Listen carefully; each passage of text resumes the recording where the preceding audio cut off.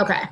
I am going to be recording this session so that if folks are not here, they can reference it. But also, if you guys that are attending, if folks do have questions, I would love it if you wouldn't mind helping folks out if they do have a question. It's really straightforward, but I did want to, since it's something you haven't seen before and we're just getting started with observations, I did want to take 15 minutes or so to go over it, to make sure that people understood how to use it, what the expectations were around it, and then to answer any questions that people have regarding the folders or the document itself, and then just any like general check-in questions, because I know it's the first full week of school and folks might check in around something. So I just wanted to save this time so that we could. Hi, Jennifer. All right. So in the link that I sent you, there's a link to get to the folders. And once you click that link, it should look like the screen that I have up. This has the link will take you to everybody's folder. You only want to be concerned with your folder. Please stay out of everyone else's folder so nothing goes awry. It's all labeled by name, and it's in some alphabetical order by first name, I believe, with the A's down at the bottom going all the way up at the top.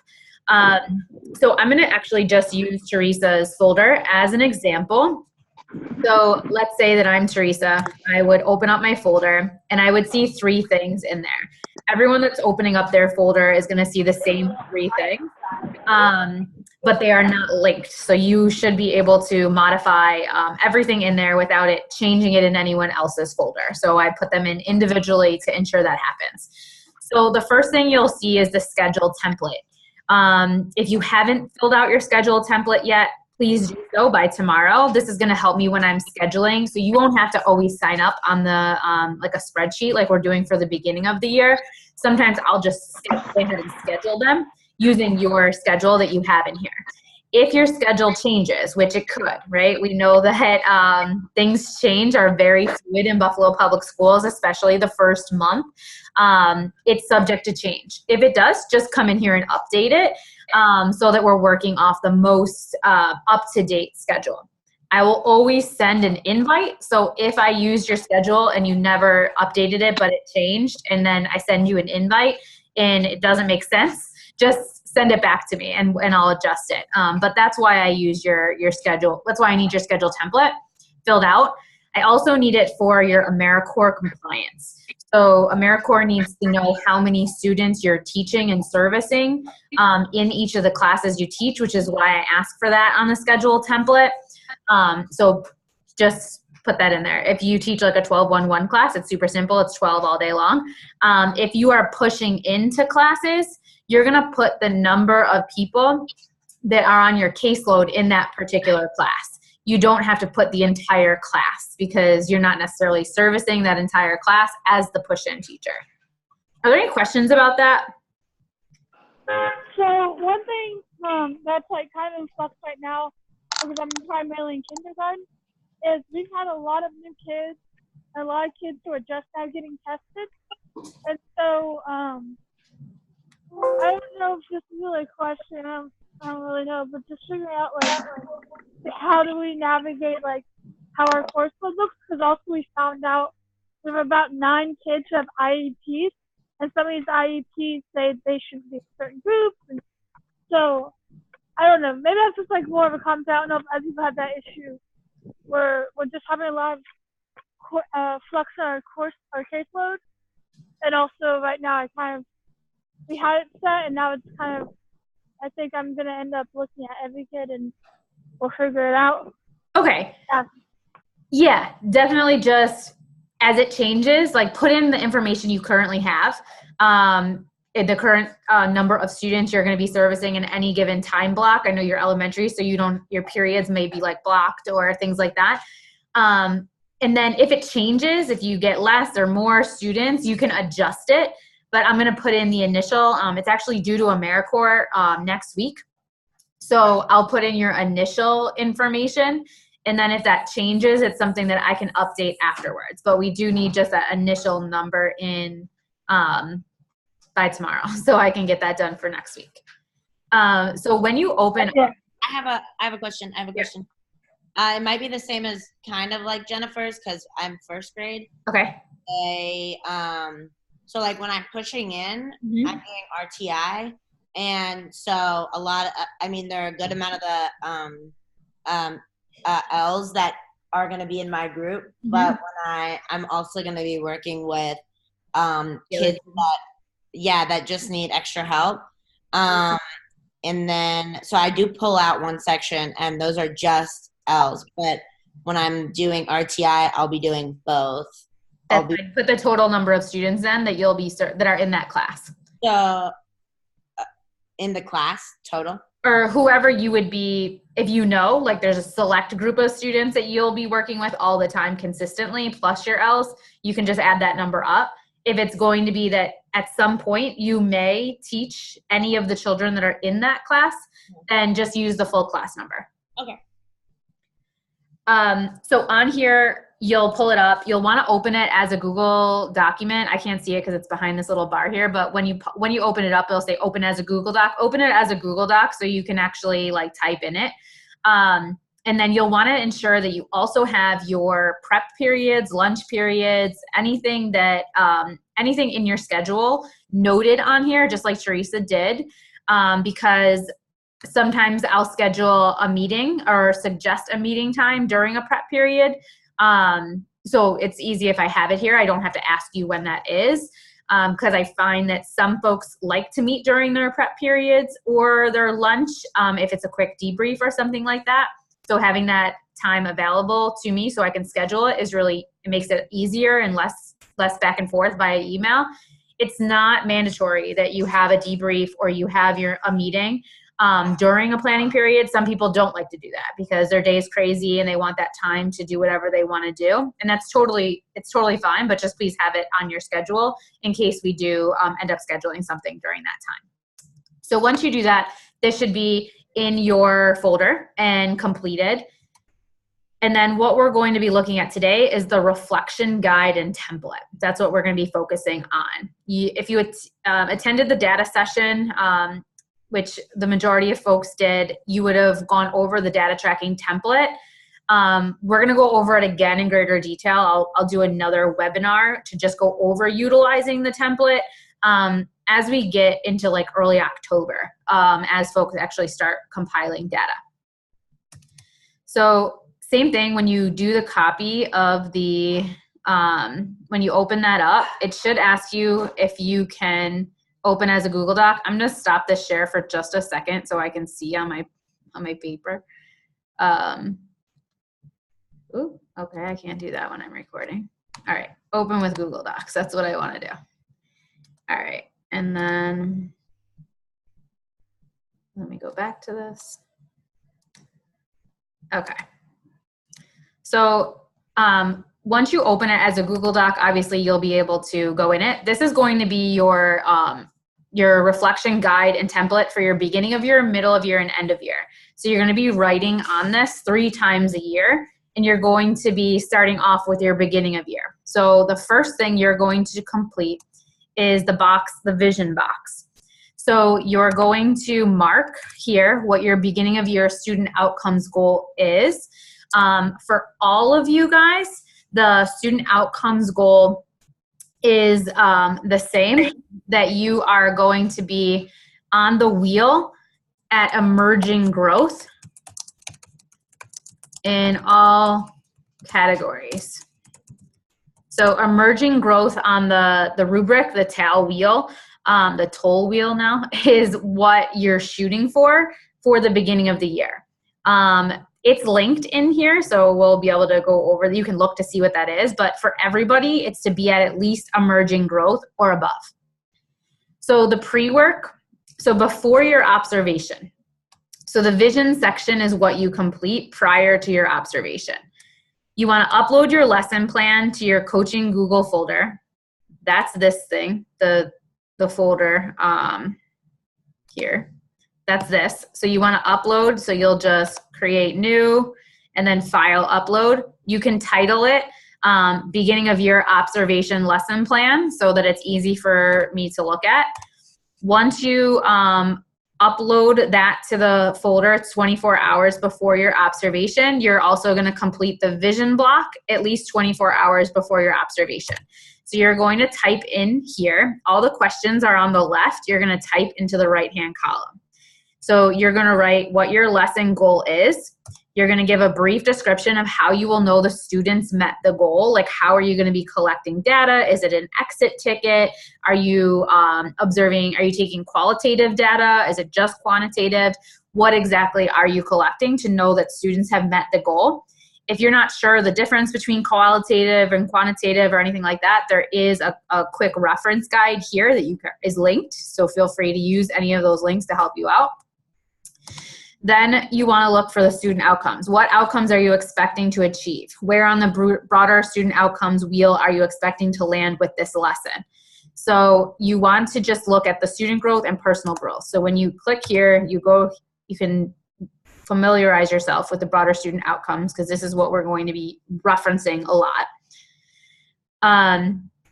That's the wheel. That shows you the categories, but you want to scroll down a little bit. So you want to look at academic growth. So you're going to look at these questions. These are the things that I'm going to be looking at. Sorry. I know the box is awful, but it's where it's linked. I don't use Box, just Google usually, but the link is there. So you're going to read through the academic growth categories here. You probably saw this at Institute. Like, give me a quick thumbs up or pop off. Yes. Did you see this at Institute? Okay. So you're going to go through and you're going to kind of set forth your expectation. The goal is that everyone's going to be at least emerging growth. But as you're preparing this lesson and you've written this lesson, you might be expecting students to be showing likely solid growth, for students being engaged and showing interest, or an increased growth of mastery to these particular problems that you're going over. So you might, on your student outcomes, you might say that you think they're going to have solid growth because X, Y, and Z. Same thing, you're going to do that for personal growth for each of the 3 questions under personal growth. And the last box you're going to complete prior to the observation is, what actions are you expecting to take that would lead towards the outcomes? So here you're going to write what the student outcomes are for students, what you expect them to be: solid growth, enduring growth, emerging growth, whatever it happens to be. And then here you're going to list the actions you're planning on taking that would lead to the outcomes that you suggested up here. Okay, so like, what exactly are you doing? So if you have questions around what types of teacher practices you might be listing here, there's a link to that, which, hold on. So as you click it, and if you're logged into your TFA email, you'll just go right to it. You're gonna scroll down, and these are the different teacher actions that you might be taking. So when you click on like vision, okay, you get these boxes, and they give you particular actions that teachers may have taken or will take in order to achieve some of these things. You don't have to use all of them from off of this document. They might just be teaching practices, like you are planning on using proximity and positive teacher language throughout this lesson. And so you therefore think that students are going to be more engaged, right? So they can be some specific teacher actions, as well as some of the ones that are tied to the theory of leadership. Any questions or what questions are arising for the vision block, what you complete prior to your observation? No questions? Okay. Okay, so. Sorry, I have one. I was trying to find the unmute button. So at the very beginning, the vision, BOI, student outcomes and goals, everyone should be emerging growth in all categories. We don't need to like add other ones, or do we need to also have like other outcomes as well? No, for this everyone's going to have the same for the beginning of the year. The goal is that everyone's at emerging growth in all categories, for academic, personal, for your academic, your personal, the social and political consciousness, and access. Yeah. Okay. So you don't have to change that on there. You just want to put emerging growth in all categories for that. When Okay, I didn't know if we needed like extras as well. No. So then when you do like your middle of year, since you're not going to complete this template or this guide and reflection thing for every observation you have. It's just for your 3 observations. You'll do the same thing for your middle of year, and then your middle of year student outcome goal is going to change. You should be at like solid growth in 2 of the 4 categories, emerging and at least emerging or above in the others. So it'll change, and I'll let you guys know what the new one is for the middle of the year, so you can kind of fill that in. This portion, this vision 24 hours prior to your observation, it really shouldn't take you any more than like 10 to 15 minutes. This shouldn't be a huge lift, but it is going to give you the opportunity to really align yourself with the broader student outcomes, to align yourself in what you're expecting, so that when we have the observation, you can then kind of think about, okay, this is what I was expecting to happen. Now what really happened? And then what are our next steps that we'll combine together? So after you teach your lesson, you're going to want to complete the reality section within 24 hours after the observation. It's a tight turnaround, but it's fresh in your mind, right? It's really hard to reflect on something thoughtfully a week later because there's a lot of other things that have happened. So I encourage you to do it during your next prep period, after your observation, quickly during your lunch, or later on in the evening. The reality section, again, shouldn't take any more than 10 to 15 minutes, so it's not a huge lift. But it is going to really inform and make our conversation and debrief conversation a lot more valuable, because I have insight into what you are expecting to happen in your lesson. I have your reality, what you think happened during your lesson, and then I also have my reflection and my reality as the viewer of your lessons, kind of a passive observer, and then we can collaborate much better together.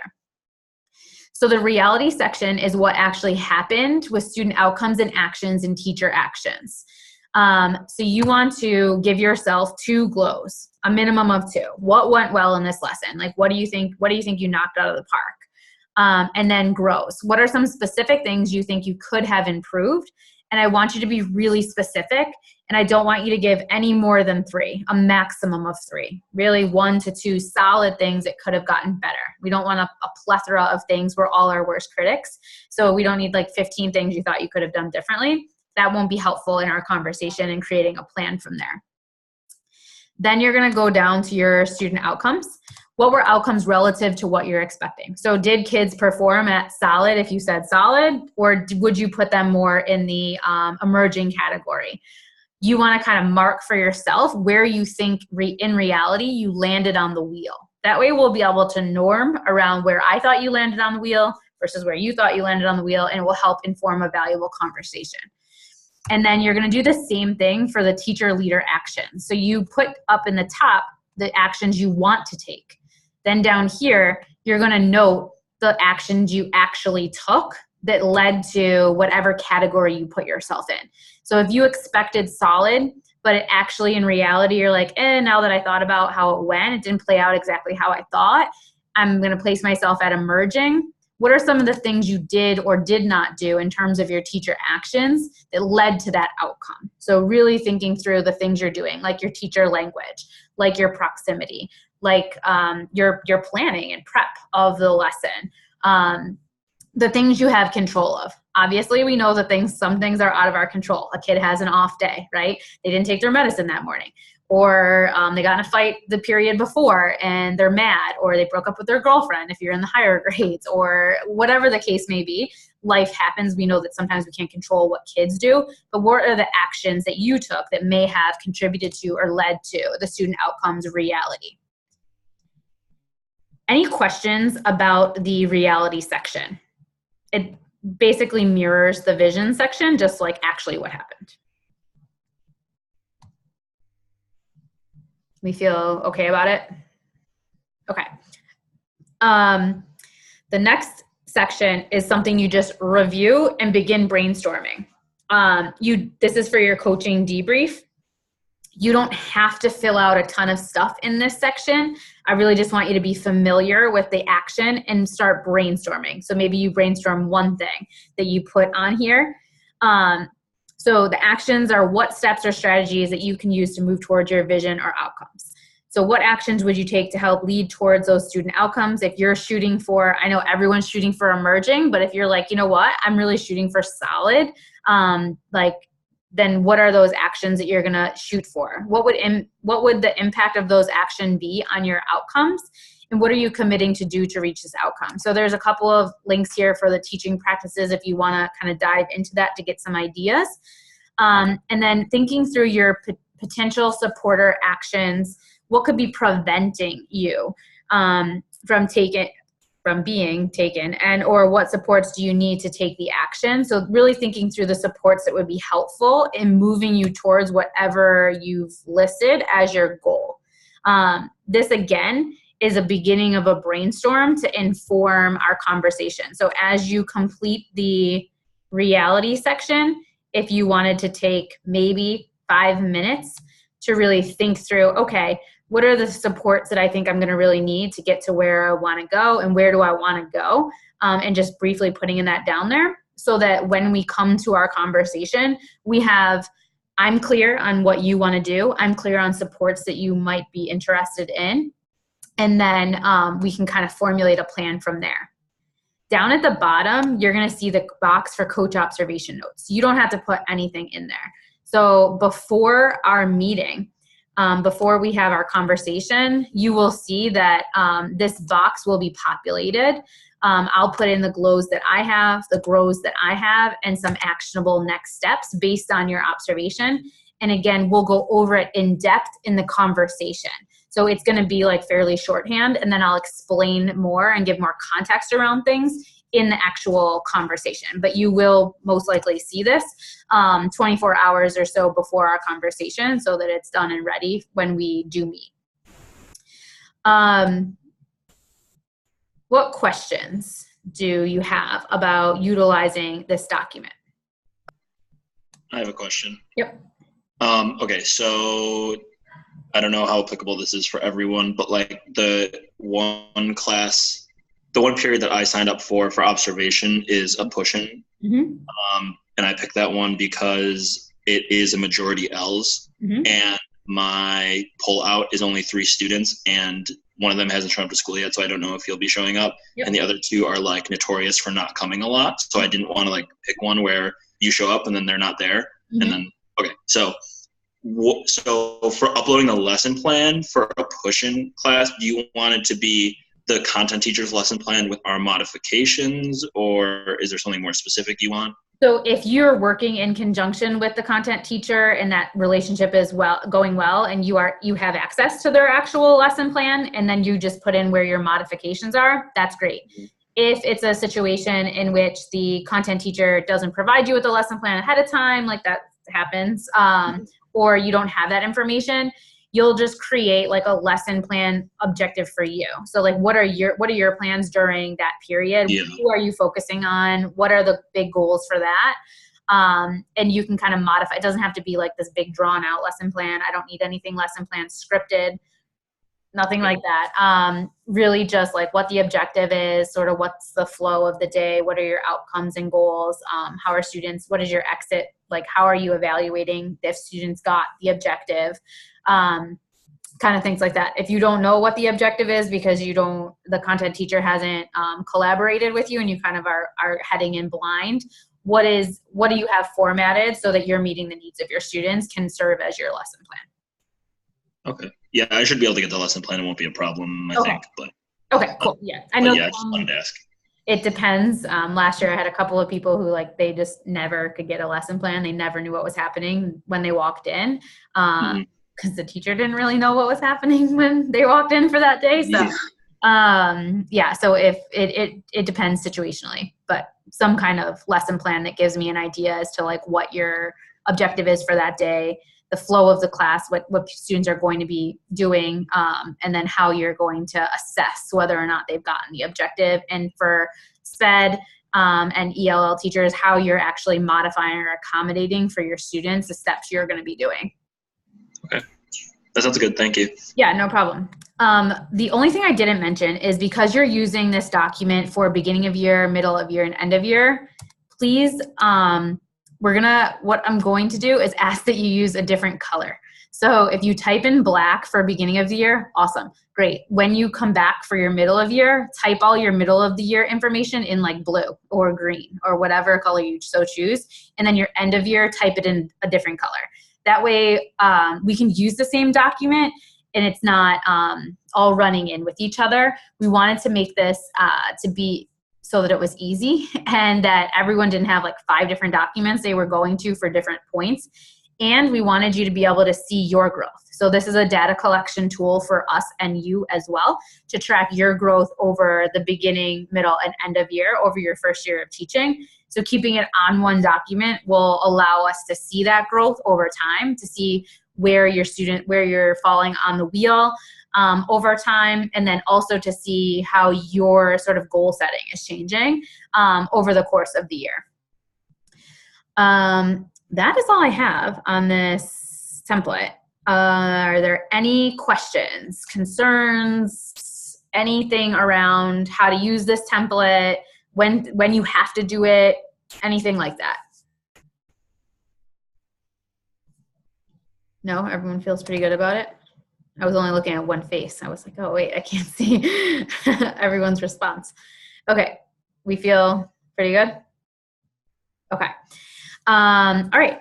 That is it for what I have. Does anyone have, I'll stay on for, if you're good to go, and you have no more any questions about anything in your folder or any of the action items, feel free to log off and enjoy the rest of your evening. If you have a question, concern around something else that doesn't have to do with this particular thing and you want to, or this particular thing you just didn't want to ask with everybody on the line, feel free to stay on. I'll stay on until everyone kind of logs off if there are questions. Otherwise, enjoy the rest of your evening and good luck on Friday the 13th and a full moon. Hope you sleep well tonight. God, so much bad luck. I have a question, Melissa. It's a personal question about so for the once a month PDs, there's one that I'm going, a BPS one that I'm going to on Saturday, and I still need to submit my approval stuff for it. Is it too late to do that? If I do it tonight, is that okay? Yeah, you can do it tonight because it's the first round. That's fine. In the future, it's a week in advance, but for this one, it's fine. Okay. So then I'll get that in tonight, and then. Okay. Cool. Okay. Thanks. Yep. Bye. Bye.